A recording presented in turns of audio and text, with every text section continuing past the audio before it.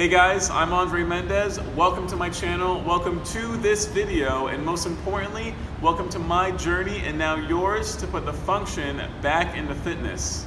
This is going to be the first installment in a series I like to call Functional Foundations. It's going to focus on solidifying those building blocks that make up all the movement patterns that we perform when we're in the gym.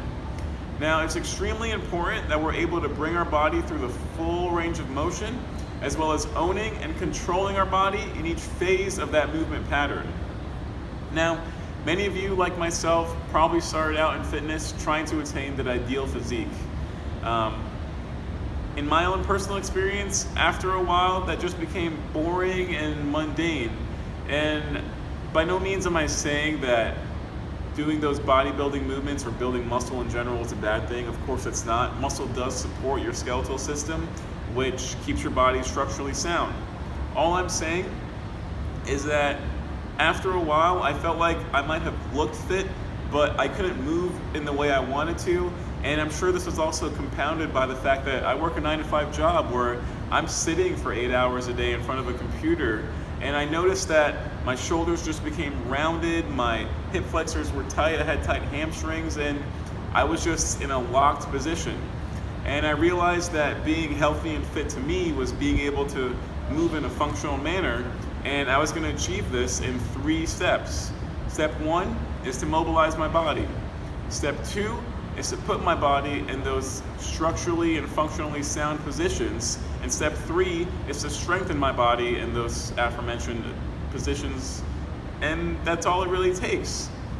So what I'm gonna primarily focus on today will be lower body. I'm gonna show you 6 warm-up and activation exercises I typically perform before any lower body workout.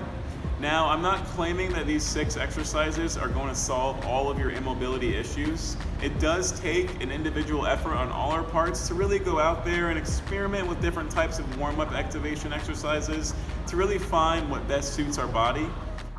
Ladies and gentlemen, guys and girls, we're going to start out with the fire hydrant kickback.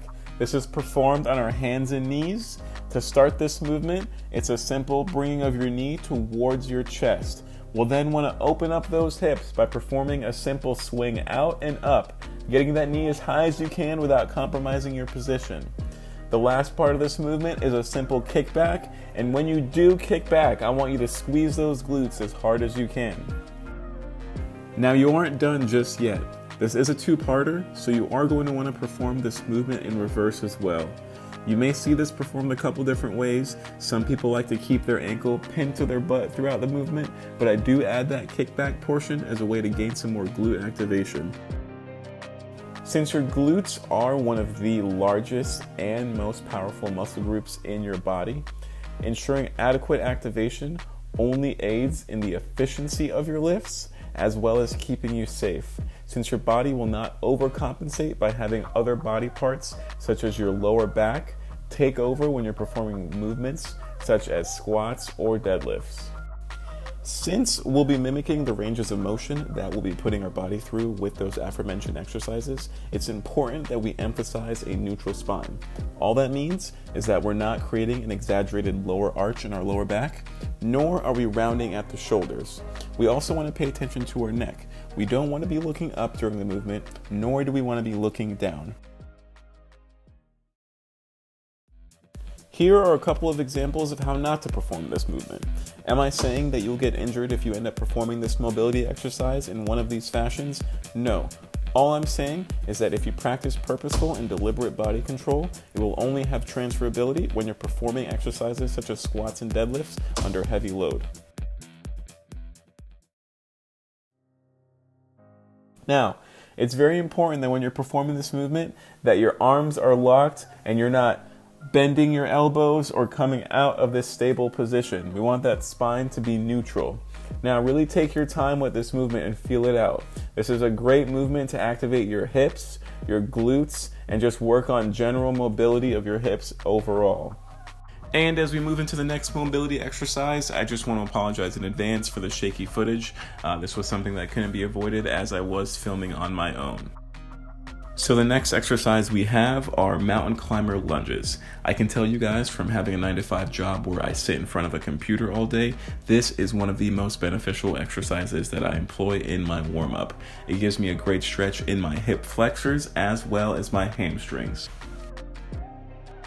Now, if you're unable to bring your lead leg in line with your hands, don't sweat it. As you can see, this exercise is scalable. Simply work with the range of motion that you have until it progresses. Regardless of whether or not you're able to bring that lead leg in line with your hand, there is one thing that I must stress about this mobility exercise, and that is that your lead leg ends up on the outside of your arm. Now, what this does is help to improve the external rotation of your hips, which will allow you to stay more upright while performing a squat. It will also aid you in your knees not caving in when coming out of the bottom of a squat.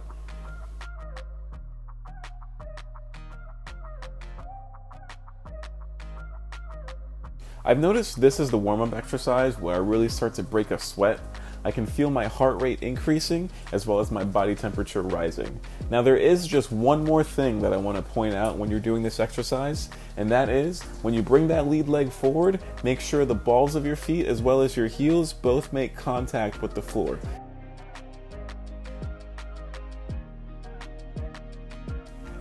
Our third warm-up exercise is going to be toes to floor into V-sits.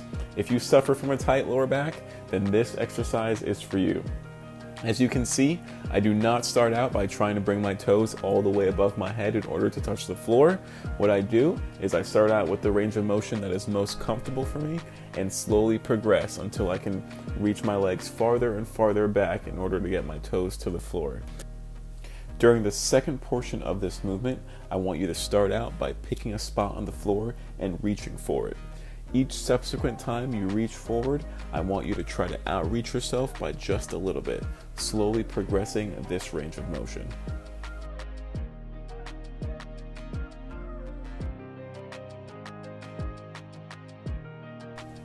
Another key aspect that you really want to focus on when performing the V-sit portion of this exercise is that each time you do come forward, that you swing your legs out just a little bit wider than they were before. This will help you stretch out your hip adductors, which are a muscle located in your groin area. Most guys that go to the gym, we typically ignore this, but if you want to avoid pulling something in your groin when you're under heavy load, you really want to make sure that you work on the flexibility of those muscles. Next up, we have scorpion tails. Now, the name really describes this movement perfectly. What you really want to focus on when you're performing this movement is that you try to keep your chest and your arms glued to the ground. Now, when performing this movement, you may feel a couple clicks and pops in your hips and lower back. That is totally normal. This is a movement that is perfect for mobilizing your entire posterior chain.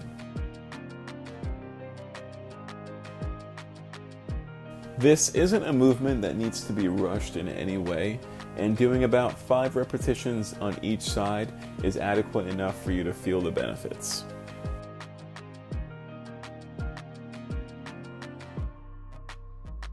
Now it's time to start activating that core and really getting those glutes and hamstrings to start firing. To do this exercise, all you need is a resistance band. I call this the lying banded hip flexion and extension. When doing this exercise, it's important to take deep breaths down into your pelvis. This will allow you to expand your abdominals outwards as well as pushing your lower back down into the ground. We want to make sure that we're not arching at the lower back. As you can see, I have my hands placed underneath my lower back as an external stimulus to remind myself not to arch my lower back. Don't rush this movement. Take a couple seconds to pause in between each rep, and if your abs are shaking, you know you're doing this properly. If you have a long resistance band like myself, just go ahead and fold it in half. Give it a little twist to create a figure 8. Go ahead and place it around your feet and find a comfortable position so that when you are performing the movement, the band does not slip off and you're good to go. Our sixth and final movement is going to be the standing unilateral hip flexion and extension. You'll want to start with your weaker leg. For me, that is my left. What you'll then do is bring your right leg back while tilting forward, keeping your right leg straight. You'll then return your right leg to the starting position, continuing through while bringing your knee up to your chest. Now, if you're like 99% of us out there, including myself, you're gonna suffer from some sort of muscle imbalance. This just means that one side of your body tends to take over when performing compound lifts. This is a great exercise to get both sides of your lower body to fire, which will over time help you correct that muscle imbalance. And for any of you that have suffered multiple ankle sprains, I can tell you that this exercise alone has greatly increased my ankle stability and strength. You should definitely give this one a try.